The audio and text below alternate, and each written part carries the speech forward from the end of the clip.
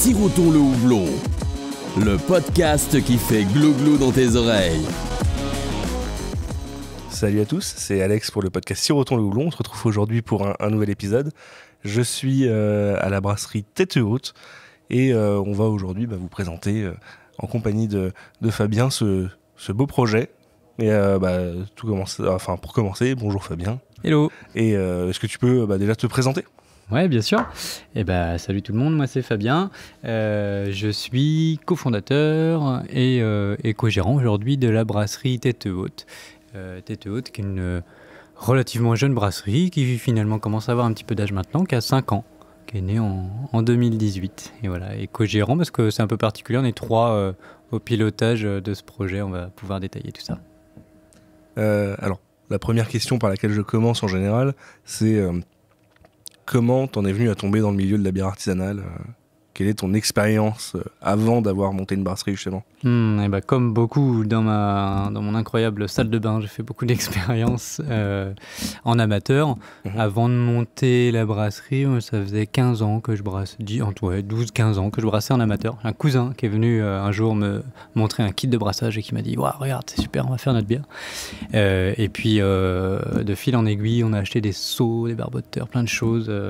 Et puis ça m'a toujours... c'est resté pendant 10-15 ans comme ça. Et puis un jour, je me suis dit, mince, alors moi aussi, j'ai envie de participer à ce renouveau de la bière craft en France. Donc, je franchis le cap. Cette histoire de brassage amateur, ça a commencé à quelle période, quelle époque à peu près ? Moi, je dirais que je devais avoir entre 15 et 18 ans, quoi. Ouais. Donc, ça fait 16-17 ans. Ok. Je suis pas bon en calcul. Donc, c'est d'abord venu via la découverte du brassage amateur plus que par la consommation. C'était une époque où la craft, en fait, était peut-être même pas encore si existante que ça. En France, il n'y avait pas grand-chose. Proposition, ce qui était plaisant, c'est vrai que c'était beaucoup moins présent, moins marketé, moins à la mode. C'était le départ. Donc, ce qui était grisant, c'est que c'était nouveau et qu'on pouvait transformer un produit. On pressentait tous qu'il y avait quelque chose à faire là-dedans. Et puis, je pense qu'il m'a parlé, moi, c'est que je suis plutôt d'une famille de vignerons. Okay. Et malheureusement, ça s'est arrêté entre la génération de mon grand-père et la mienne. Donc moi je pense que j'aurais repris les vignes si ça avait été possible, mais là il n'y avait plus rien à reprendre et en fait j'ai retrouvé le plaisir de fabriquer une boisson, de la partager, de déguster, etc. que j'ai pu voir quand j'étais tout petit, quoi. Ouais, donc finalement passer de la vigne au houblon. Voilà. Et donc tu disais la brasserie qui s'est lancée en 2018. Donc qu'est-ce qui s'est passé entre il y a 10-15 ans, donc entre 2010 dans ces eaux-là et 2018, le lancement de la brasserie. Comment t'en es venu avec tes associés à te dire on va monter notre propre brasserie ? Il s'est passé la vie. Il faut trouver un axe professionnel qui nous plaît, etc. Donc moi, le travail social, ça m'a toujours parlé. Donc je me suis formé là-dedans. J'ai exploré plein de choses. J'ai eu du mal un peu à trouver ma voie. Et puis je suis finalement devenu éducateur spécialisé. Donc j'ai bossé dans la protection de l'enfance et auprès de publics en difficulté variés. Et puis j'ai continué à brasser à côté et puis un jour avec mon frangin on s'est réunis, lui il en avait vraiment un ras-le-bol des politiques managériales des groupes dans lesquels il bossait et puis moi j'avais très très envie d'aller vers l'entrepreneuriat social parce que j'avais envie de continuer à faire du social mais avec des moyens différents et des moyens financiers qu'on piloterait nous-mêmes.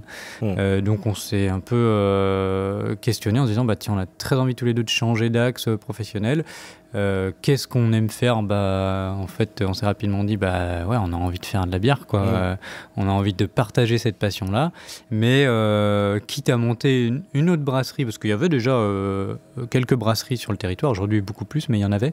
On s'est dit, quitte à en amener une nouvelle, autant que le projet soit différent et qui serve l'emploi. Donc on a décidé de le faire sous format d'une entreprise d'insertion. Ouais. Justement, c'est quelque chose qu'on va développer un peu plus après dans le podcast. Yes. Donc le lancement de la brasserie en 2018, sous le nom de la brasserie Tête Haute, d'où vient le nom ? Alors Tête Haute, ça vient c'est pour vraiment parler de ce qu'il y a derrière la brasserie, le projet dans sa globalité. Nous, notre intention, c'est qu'à travers la bière, les gens qui passent par ce projet-là, qui passent dans cette boîte, puissent vraiment relever la tête, être fiers de leur parcours, remettre le pied à l'étrier, se faire confiance à nouveau et prendre un nouveau départ. Donc vous voulez un nom qui parle vraiment du projet, qui parle de l'humain aussi, donc Tête Haute, on se disait voilà, ça représente bien tout ça, il y a le mot tête dedans, et c'est des visages, c'est plein de visages la brasserie Tête Haute, parce qu'on a un turnover qui est important. Il y a une équipe permanente, mais il y a aussi la moitié de l'effectif qui n'est que de passage finalement, et donc c'est toute une communauté finalement qui passe à travers le projet. Quand la brasserie s'est lancée donc on va dire 2018, il y a peut-être eu tes premiers plans d'installation déjà un petit peu en amont. La brasserie s'est installée, si je ne dis pas de bêtises, dans un incubateur qui est spécialisé justement dans l'économie sociale et solidaire. J'ai mis mes informations sur le site, j'espère qu'il était à jour. Bravo Alex. Et donc c'est là qu'on en vient, tu l'as déjà évoqué plusieurs fois, mais qu'est-ce qui t'a donné envie, ou vous a donné envie aux différents fondateurs de se lancer justement dans ce projet et de vouloir donner une dimension sociale à cette brasserie? Je pense que ce qu'on s'est dit au départ, nous, c'est un peu ce que je racontais tout à l'heure, mais quitte à monter un projet économique et quitte à participer à la reconstruction d'une filière, donc la filière brassicole en France, on avait envie de questionner sa responsabilité en termes de création d'emplois, en termes de s'il y a de la rentabilité, parce qu'on il n'y a pas de tabou, il y a des brasseries qui sont très rentables, il y a plein de petites qui le sont pas forcément, mais il y a aussi des projets qui sont bien rentables. Quitte à ce que ce soit un projet qui est en capacité d'avoir un modèle économique viable, autant qu'ils servent à apporter une réponse à des problématiques sociétales. Nous, ce qui nous intéressait, c'est notre rapport à l'emploi. Comment est-ce qu'on peut retravailler la notion de plaisir au travail, de confiance dans l'employeur, la relation employeur-employé, quel est le devoir de l'employeur, etc. Donc, re-questionner vraiment la question de l'employabilité, de l'accompagnement de nos salariés, etc. Donc, on avait envie de tendre la main à des gens qui avaient plus accès à l'emploi parce que l'emploi s'était éloigné d'eux ou vice-versa. Donc en effet, on s'est rapproché de cet incubateur qui s'appelle les Écosolides à Nantes, qui est spécialisé dans l'économie sociale et solidaire parce qu'on croit en ce format d'économie-là. C'est un format économique, donc une entreprise d'insertion, elle a un modèle économique. Nous, notre but, c'est pas de perdre de l'argent. On cherche, comme toute entreprise, à être autonome, à pouvoir réinvestir, etc. Mais c'est au service d'une finalité qui dépasse juste les arguments financiers, mais qui est bien sociale. Et du coup, s'il y a des bénéfices, ils sont au service du projet. Alors, comme tu le disais, c'est Tête Haute est une entreprise d'insertion. Donc, en effet, il y a cette partie sociale qui prend quand même pas mal d'importance dans le projet. Pour autant, comme tu le dis, le but, c'est quand même d'être une entreprise, de faire des bénéfices. On n'est pas sur une association. Alors, est-ce que tu peux me dire un peu plus exactement ce que c'est qu'une entreprise d'insertion? Qu'est-ce que ça implique? Est-ce que vous avez aussi peut-être des comptes à rendre justement à l'État vis-à-vis de notre mission? Oui, bien sûr. Ouais. Alors, une entreprise d'insertion, comme son nom l'indique, c'est une entreprise. Donc, on a un statut commercial. Nous, on est une SAS à capital variable. Donc, en effet, comme tu l'as dit, on n'est pas une association à but non lucratif. L'entreprise d'insertion, c'est juste un acteur économique qui s'engage dans une mission avec des partenaires pour le retour à l'emploi durable, c'est très important, des salariés qui vont être accompagnés. Donc on est un espèce de sas entre des personnes sur le territoire qui, pour X raisons, n'arrivent plus à raccrocher avec le monde du travail, et des employeurs qui soit ne voient pas ces potentielles personnes à employer ou n'ont pas les réflexes pour les accueillir, n'ont pas les outils pour les accueillir non plus. Donc on va être un SAS pour le retour à l'emploi durable des personnes qu'on accompagne. On va travailler à lever les freins qui peuvent empêcher la personne de retrouver un emploi. Ça peut être, on a une mission qui est très large. On va permettre à des gens qui sont à la rue de retrouver un logement avec les partenaires adéquats. On peut travailler de l'aspect psychologique, la santé, les addictions, des personnes qui sont non francophones, migrantes qui viennent d'arriver sur le territoire, réfugiés. Ça peut être très très large en termes de public, mais c'est toute personne qui a besoin d'un coup de pouce et nous on les accompagne sur le chemin de l'emploi. Donc on a 24 mois maximum pour les accueillir, travailler ses freins périphériques, mais surtout construire un projet pro, être dans l'action, aller chercher les compétences et capitaliser sur les compétences de la personne, parce que on dit souvent nul n'est inemployable. Si on regarde bien, tout le monde est capable d'aller vers l'emploi. Il faut juste trouver le bon format. Et donc on va travailler le projet pro de la personne, le tester. Donc c'est vrai que les gens qui viennent travailler avec nous, souvent il y a plein d'absents parce qu'ils peuvent être en formation, ils peuvent être en cours de français, ils vont parfois avoir des besoins administratifs qui vont faire qu'ils ne sont pas au travail, etc. Mais nous on continue à assurer un rôle d'employeur et à verser un salaire. Ils savent qu'ils ont un camp de base pour revenir et puis ensuite ils sont petit à petit de plus en plus autonomes, prêts à retourner vers l'emploi. Souvent on sent qu'il y a une vraie appétence à milieu de parcours et là on va tester des projets pro auprès des employeurs. Donc on fait beaucoup de ce qui s'appelle des PMSMP, donc ce sont des périodes d'immersion chez des employeurs et puis jusqu'à trouver un emploi. On a aussi une mission de couvrir quand la personne est en emploi chez un autre employeur, de bien veiller à ce que ça se passe bien. Donc on reste en tuilage avec elle et l'employeur pendant environ 6 mois. Ok, d'accord. Alors on en parlait un petit peu en off avant d'enregistrer.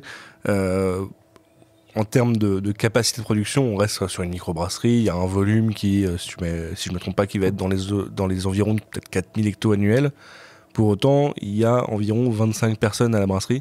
On est sur quelque chose qui ne se voit pas forcément... en tout cas pas à ce niveau-là dans une autre brasserie, oui. C'est assez atypique. Donc du coup, ce format d'entreprise sociale a quand même des spécificités, parce que justement vis-à-vis de l'emploi, de l'organisation. Tout à fait, ouais. Surtout l'impact RH, la masse salariale est beaucoup plus importante que pour une brasserie à volume équivalent classique. On va être quasiment 2 fois plus nombreux. Donc ça pèse lourdement sur le volet économique du projet. Mais l'idée étant de créer de l'emploi, on a développé le projet, développé des postes. Et aujourd'hui, à nous de poursuivre le développement pour aller au bout du modèle économique.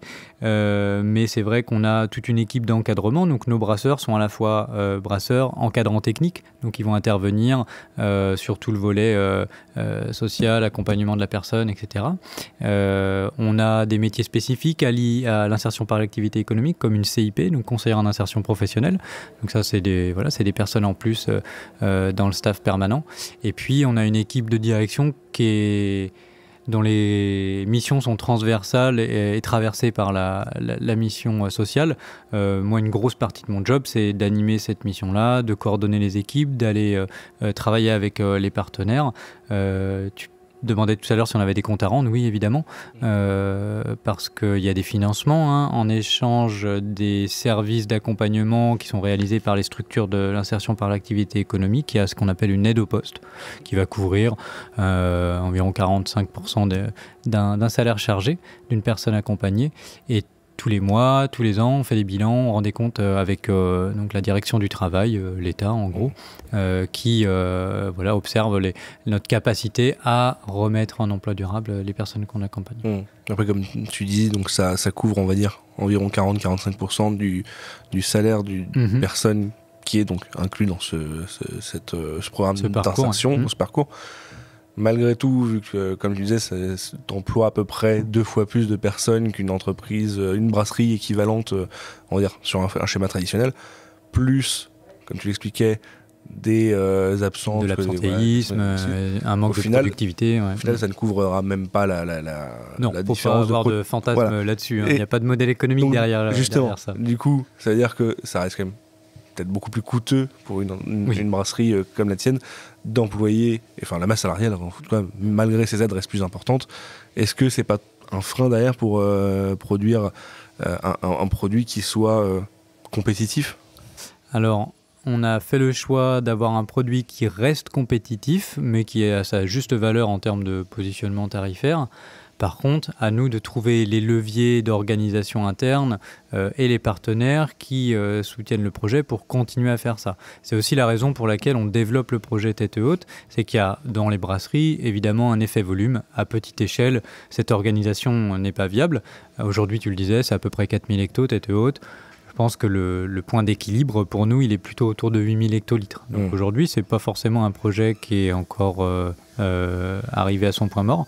Mais voilà, ça implique d'aller chercher une certaine taille critique pour pouvoir assurer et assumer un volet social et une masse salariale importante. Ouais. Dans les différents leviers justement pour que l'emploi social, on va dire, soit possible et viable à terme, il y a, j'imagine, aussi peut-être des histoires de circuits courts ou du moins de sourcing de produits, pas de sourcing, mais en tout cas de production de matières premières. Vous avez, en même temps que le projet, lancé une houblonnière. Oui. Pour le moment, tu me disais que c'était un peu un test. Ouais. Pour le moment, il y a 1 hectare de planté qui est en développement, en test avant expansion. Tu peux nous en parler un petit peu plus ? Oui, bien sûr. C'était une autre facette du projet. À l'époque, on a monté la brasserie. On entendait beaucoup cet argument de brasserie locale, ancrée dans leur territoire, etc. Nous, on s'est dit, quitte à venir du monde un peu de la vigne, on aimerait bien maîtriser un entrant, notamment le houblon, qui nous intéressait beaucoup, pour à la fois sécuriser de la pro en bio. À l'époque, on n'en trouvait pas tant que ça.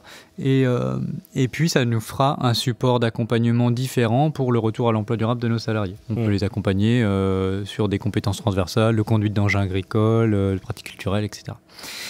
Donc, on a planté 1 hectare de houblon et monté notre première houblonnière. On a commencé par ça d'ailleurs, avant la brasserie, qui aujourd'hui produit une partie du houblon, mais on a une autonomie qui est de l'ordre de 10% à peu près aujourd'hui, parce que les volumes de la brasserie ont augmenté et pas forcément ceux de la houblonnière. Le projet évolue un petit peu. Là, on est en train de créer vraiment une société agricole avec un collègue qui va nous rejoindre, qui s'appelle Tom, qui est formé, lui, houblonnier, qui s'est formé à Aubernais, et qui va piloter ce projet-là avec un de nos référents internes. Et petit à petit, l'objectif est de monter à 6, 8, 10 hectares pour assurer le plus possible une production autonome de houblon et puis avoir un apport de matières premières intéressant.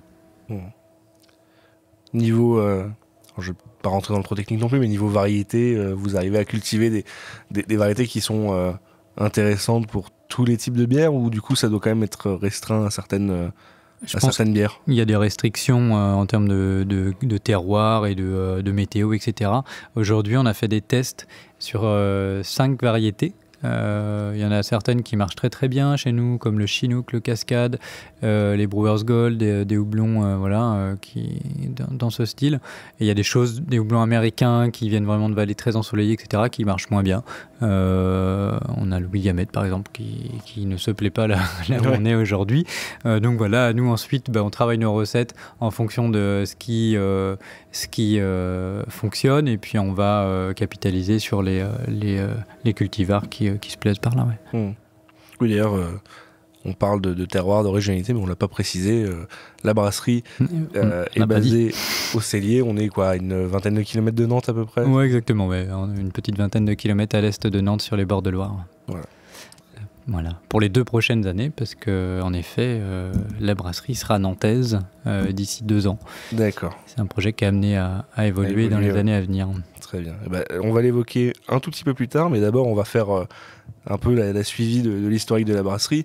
On avait parlé de l'installation en 2018, mais il y a eu un premier déménagement en 2021, si je ne dis pas de bêtises, dans les locaux où on est actuellement. Oui. Voilà. Donc, la brasserie déménage justement pour avoir un bâtiment plus grand, qui permet de se développer. Ouais. Plus près de la houblonnière aussi, de ce que j'ai compris. Oui, tout à fait. Ouais, je ne sais pas si ça a un impact énorme. Le projet originel, c'était, nous on rêvait d'une brasserie avec sa houblonnière à Nantes. Parce que pour des raisons de lisibilité du projet, de cohérence, quand on accueille des groupes pour faire visiter la houblonnière, c'est pédagogique, et puis c'est beaucoup plus facile pour nous d'avoir tout sous le coude. Ça n'a pas été possible techniquement, donc on a dû s'installer pour lancer le projet dans une petite commune qui s'appelle Couffé, qui nous a accueillis sur le lancement. Et au départ on était 3, c'était pas... on n'avait pas besoin de beaucoup d'espace, puis petit à petit ça a grossi, on a eu besoin de stocker plus, de rajouter des fermenteurs, voilà, comme le développement classique d'une brasserie. Et puis finalement on a vite été 10, 15, et voilà, quand on est arrivé autour de 15-20 salariés, on a eu besoin d'espace, de locaux, on n'avait pas envie d'être tous dans le même bureau. Donc on a déménagé en effet en 2021 sur la commune du Cellier, qui est notre commune d'origine, là où est implantée la houblonnière. Donc là on est dans un bâtiment qui est beaucoup plus adapté à notre échelle, qui fait environ 1000 m², avec une tape room de 150 m² pour un côté plus festif. On a un tiers-lieu et une association qui s'appelle Tipeee qui organise des événements qui ont pour objectif de voilà, mélanger les populations, apporter de la vie sur le territoire. Ok. Du coup, tu disais déménagement obligatoire parce que vous commencez à être serré. On a fait un peu la visite avant et mine de rien, il y a aussi là, dans le local actuel, déjà pas mal de matos. Une salle à brasser en 15 hectolitres, une grosse douzaine de fermenteurs en 30 hectos, et tu m'expliquais que ça allait grossir encore avec des nouveaux qui arrivent, des 80 hectos bientôt. Ouais, mais on commence à être obligé de mettre les fermenteurs dehors, donc ce qui est pas gênant, mais c'est-à-dire que l'intérieur est plein, et puis il y a une question de stockage de produits, de matières premières et de produits finis qui va être un facteur limitant dans les années à venir, et puis de qualité de travail aussi et d'ergonomie, parce qu'à 25, voilà, faut circuler, faut réussir à ce que chacun soit en sécurité et travaille dans de bonnes conditions. Donc ça marche très bien aujourd'hui. On sait que demain, d'ici 1 an, ça va commencer à devenir plus compliqué pour nous. Donc en effet, il va falloir à nouveau se déplacer. Ouais. Et alors ce que tu m'expliquais un peu avant le podcast, c'est qu'il y a déjà des plans de fait. Oui. Et une évolution qui est prévue. Tout à fait. En fait, c'est un vieux projet. L'installation de Tête Haute devait à l'origine être sur Nantes, dans un quartier qui s'appelle Doulon-Gohard, qui est un ancien quartier maraîcher. Et ça n'a pas pu se faire à l'époque pour une question de calendrier, mais on a toujours travaillé avec la métropole pour l'installation de ce projet-là en agriculture urbaine sur Nantes. Et finalement, c'est redevenu possible. Et donc là, ça y est, c'est très concret. On dépose bientôt le permis de construire pour l'installation à l'est de Nantes d'une brasserie qui sera donc vraiment notre maison d'accueil finale de ce projet de développement.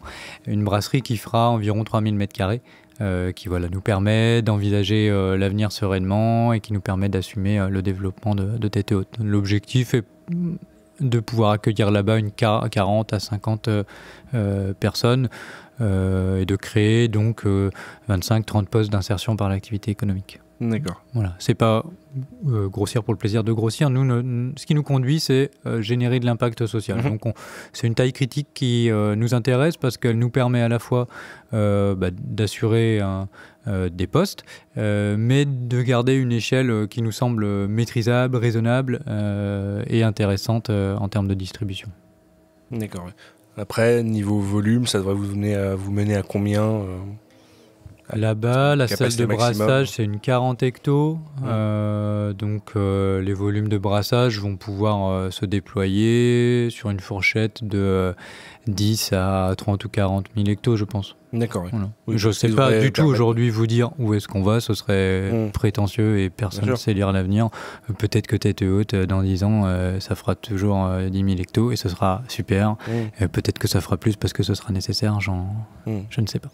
En tout cas, ça permet cette nouvelle brasserie, ce nouveau local va permettre de voir venir, de pouvoir quand même évoluer et puis pas mal par rapport faire des belles choses, parce qu'une salle à brasser en 40 hectos avec du bon matos, etc., on va pouvoir se faire plaisir aussi. On va garder des petites cuves pour continuer à faire des crafts. Donc voilà, c'est vraiment un outil de travail agréable pour tout le monde. Là, au brassage, l'équipe... Ils démontent des tuyaux tous les jours, ils concassent sac par sac, c'est un peu fastidieux quand même. Oui, bien sûr.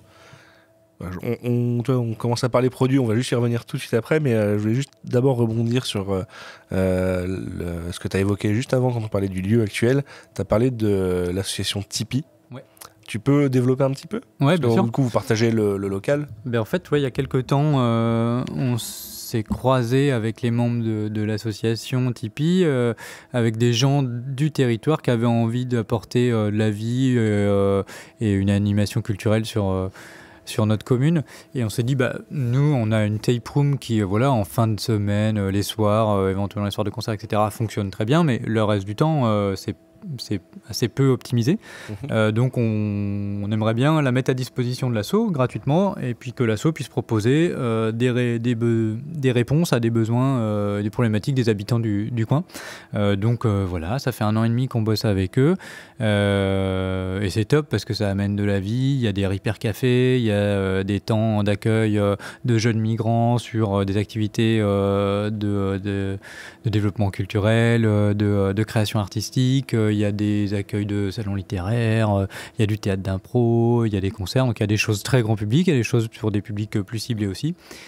Notre promesse étant le brassage social, l'association Tipeee poursuit cette promesse-là. Nous, on a un outil emploi, eux, ils ont un outil culturel et vie associative.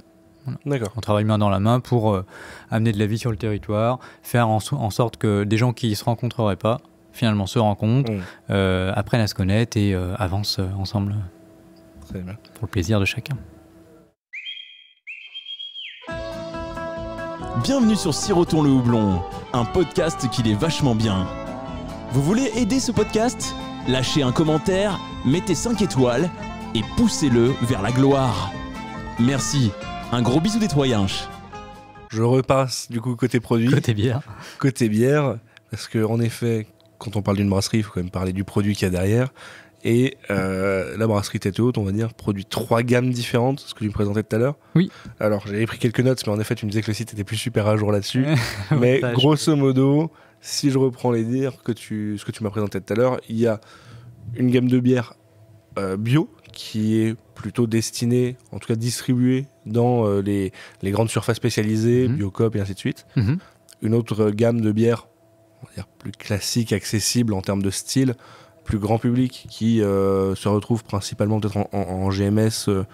Après, on verra à quelle échelle tu vas le développer. Et enfin, une gamme craft en canette, c'est la gamme Powo. Exactement. Est-ce que tu peux me dire un petit peu plus sur le tour d'horizon, les styles travaillés et la distribution de ces bières?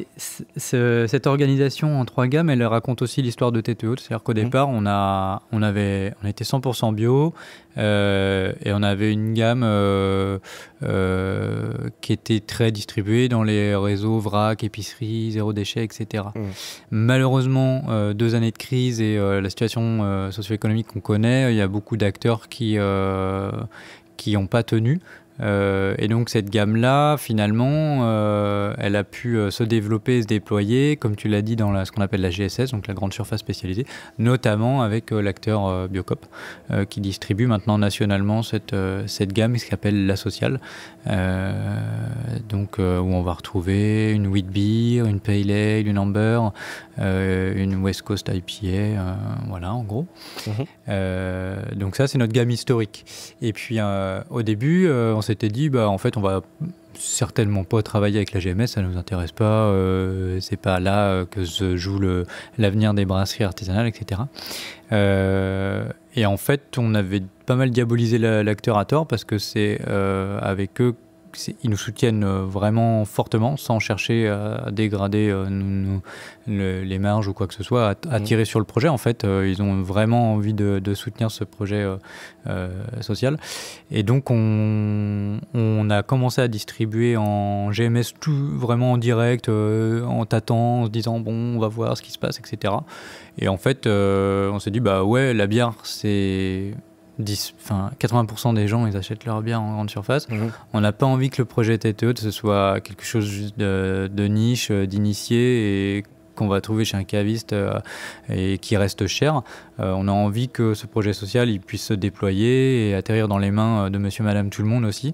Donc on s'est tous dit, ok, on y va. On leur propose aussi des bières qui nous plaisent et qui vont pouvoir être distribuables en GMS. Donc on a cette gamme qui s'appelle Totem, qui finalement nous porte maintenant pas mal et qui fonctionne très bien, qu'on va va retrouver aussi en fût. On va trouver un petit peu des bières bio en fût et un petit peu de la gamme Totem. Et puis, au départ du projet, on avait un truc qui nous trottait dans la tête. On avait très très envie de parler des gens et de faire parler à propos de ce projet d'accompagnement. Et on avait envie de raconter des histoires, mais on ne savait pas trop comment le faire au départ. Donc on s'est un peu tâté, on a testé des trucs et on a fini par trouver un format donc aujourd'hui qui s'appelle la gamme Powo, qui est une gamme en canette, qui est vraiment notre gamme craft. Là, c'est notre cœur de métier où on se fait plaisir sur les recettes, on se fait plaisir sur les choix des matières premières, l'expérimentation. C'est là où on fait de la R&D aussi. Donc c'est une gamme éphémère. Et Powo, c'est une personne qui passe en parcours chez nous.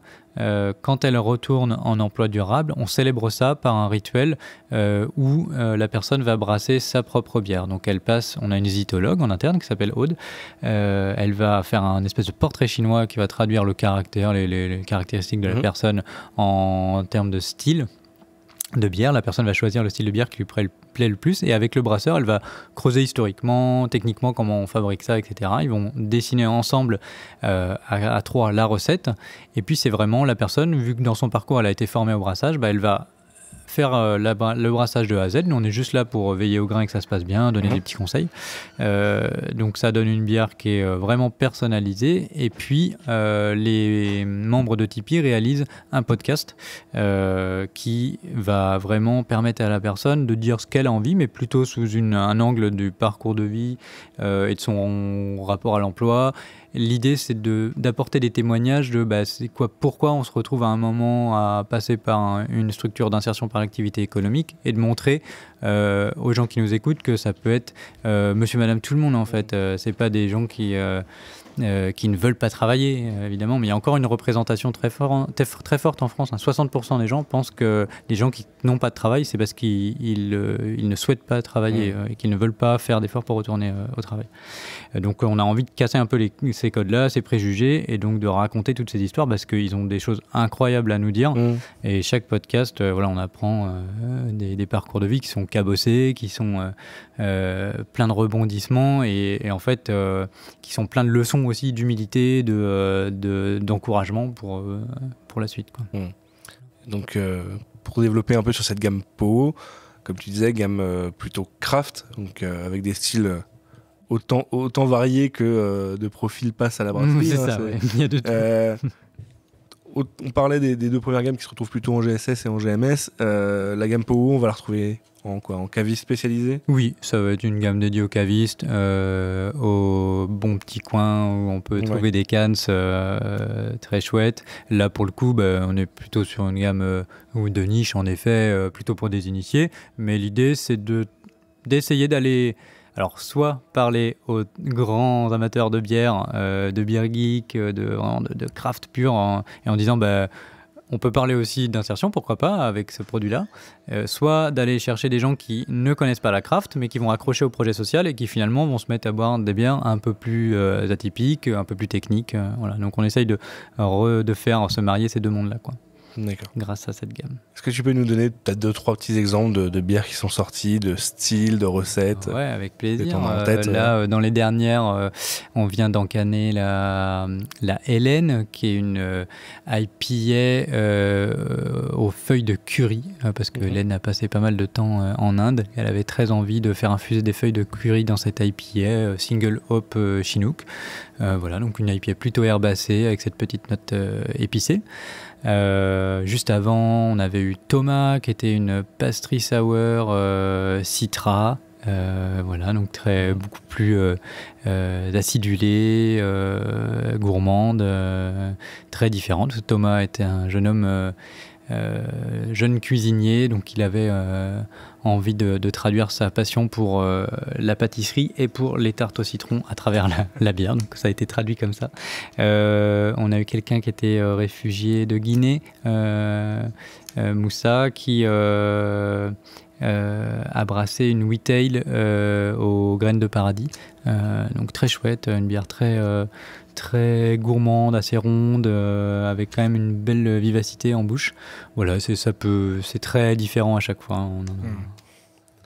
Et donc pour revenir sur le podcast qui accompagne chacune de ces bières, chacune de ces sorties, On peut le retrouver où si mes auditeurs veulent J'ai oublié de mentionner Non, mais si, j'en ai parlé. Le podcast, donc à chaque fois qu'en fait, sur les canettes, vous allez retrouver sur le côté de la canette un petit QR code où c'est écrit « Écoutez mon histoire ». Donc ça vous amène sur le site de la brasserie où sont répertoriés chaque podcast. Sinon, ils sont en accès libre également en se connectant au site. L'idée, c'est que... on en sort à peu près 2 par mois maintenant, en rythme de croisière, pour raconter un max d'histoires et puis se faire plaisir sur la créa. Voilà. Chaque podcast, du coup, sera lié donc, à une personne, mais aussi à une bière, ou il y a aussi d'autres sujets qui sont abordés ? Des fois, il y a d'autres sujets, mais la trame, c'est une vie, une bière. On va parler des parcours de vie de la personne, évidemment, mais on va aussi parler binette, recettes, pourquoi on a brassé comme ça, comment on a fait, si on a eu des emmerdes ou pas au brassage, qu'est-ce qui marche, le choix des matières premières. L'idée, c'est aussi de parler brassage avec ceux qui ont envie, quoi. Donc tu disais 2 épisodes par mois, ça veut dire 2 éphémères par mois ? 2 ouais, par mois. On essaye de tenir ça là, c'est notre challenge, mais j'y tiens particulièrement, donc je veille à ce qu'on ait des fermenteurs de dispo pour ça. Mais je crois que toute l'équipe c'est pris au jeu, c'est vraiment cool à faire. Tout le monde se fait plaisir, l'Azito, les brasseurs, les gens. Voilà, il y a un projet qui est assez... adhère bien aussi. Donc ça a commencé de façon assez minimaliste, mais là, voilà, on se dit qu'on va peut-être les passer sur des plus gros fermenteurs. Voilà. Ok. Je reviens juste un poil en arrière et reparler de la gamme Totem, donc la gamme qui, comme je disais, se retrouve en GMS. Tu peux nous parler un petit peu plus de ce qu'on peut retrouver dans cette gamme-là en termes de style de bière ? Oui, bien sûr. On va retrouver une American Pale Ale qui est vraiment sur des notes plutôt résineuses, citronnées. Voilà. On va avoir une Red Ale qui s'appelle Red Cloud, donc légèrement, un tout petit côté caramel et puis assez sèche en bouche. On va avoir une IPA. On aime bien les IPA herbacées, plutôt anglaises. Voilà. Qu'est-ce qu'on a dans cette gamme que je dise pas de bêtises. On a une triple. Voilà. C'est pas notre cœur de métier de brasser des bières plutôt belges, mais on a un de nos brasseurs qui était fan et qui avait très envie d'en travailler une, et puis finalement c'est assez réussi, donc c'est rigolo. C'est plutôt atypique dans notre gamme, mais elle part bien, la triple. Voilà. Et puis c'est une gamme qu'on va densifier cette année. Il y a des projets de développement dedans. On a envie, même si c'est à destination d'un public qui est peut-être moins amateur de craft, on a envie d'amener des petits sujets et des petites propositions.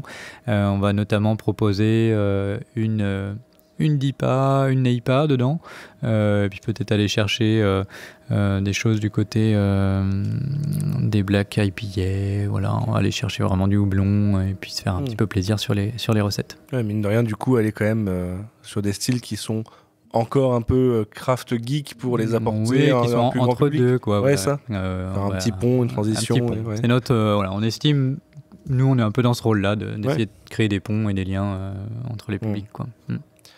Cette gamme, justement, qui est présente en GMS, quelle est son importance, on va dire, vis-à-vis du projet social de l'entreprise, de la visibilité que ça peut donner? Je pense on l'assume aujourd'hui parce qu'elle répond à deux éléments.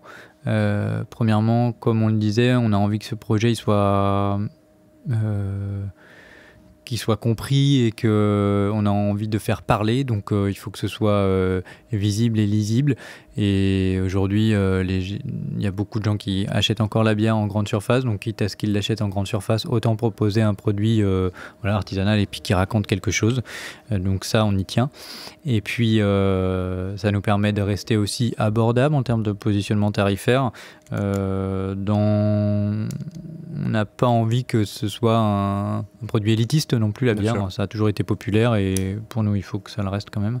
Voilà. Et puis, c'est un canal qui nous permet quand même d'assurer un certain volume en termes de production et donc un modèle éco qui doit être viable pour créer le nombre de postes qu'on doit assumer aujourd'hui. Donc voilà, ça répond à ces deux enjeux-là. Très bien. Je sais pas s'il y a des sujets en particulier que tu voulais peut-être plus développer dans ce podcast-là.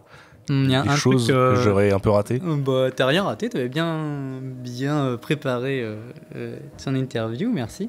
Non, on a parlé plein de choses. Il y a un truc qu'on n'a pas évoqué dans les projets de développement de Tête Haute, c'est qu'en fait, on s'est beaucoup questionné sur l'impact social qu'on pouvait avoir vis-à-vis de l'investissement porté, parce que la brasserie, ça reste onéreux en termes d'investissement, plus ou moins, mais voilà, il faut quand même à chaque fois réinjecter pour créer de l'emploi, et finalement peu d'emplois en termes de rapport investissement-création d'emploi vis-à-vis d'autres structures de l'insertion par l'activité économique qui finalement créent beaucoup de postes avec des supports beaucoup moins onéreux.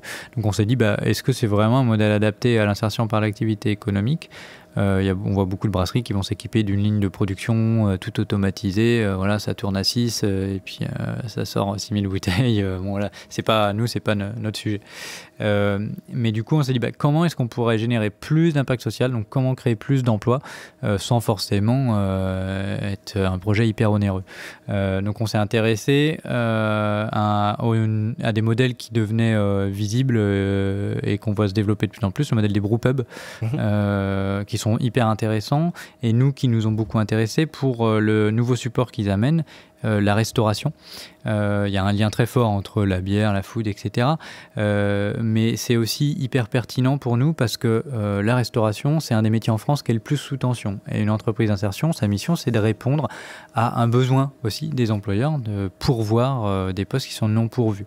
Donc on s'est dit, là, il y a un vrai besoin. Il y a beaucoup de projets, notamment autour des personnes en migration, etc., qui veulent travailler dans la restauration, mais qui ne trouvent pas forcément les employeurs en face, et les employeurs qui sont en train de reconstruire cette filière qui était un peu compliquée en termes d'employabilité, et qui cherchent à recruter. Donc on ouvre notre premier brewpub sur Nantes tout début 2024.